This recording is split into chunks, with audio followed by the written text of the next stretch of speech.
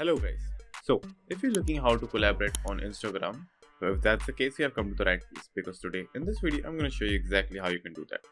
Now firstly what you have to do is just simply go to your Instagram and click on the post icon. Then just simply choose a post that you want to upload.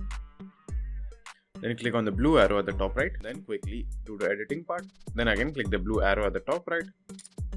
After processing, just simply click on tag people. And after that, just simply choose invite collaborator.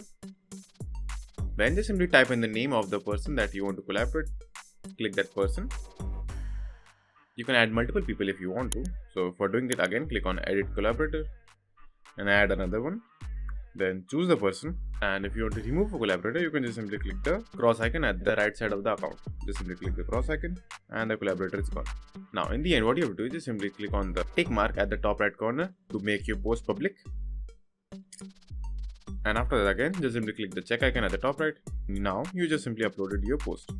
Now as you can see, it is currently showing your name at the top. So an invite has been sent to the person that you collaborate. Now when he will click accept, his name also will be shown at the top of the post. So that's it, and thank you for watching, and do like and subscribe to my channel, and take care.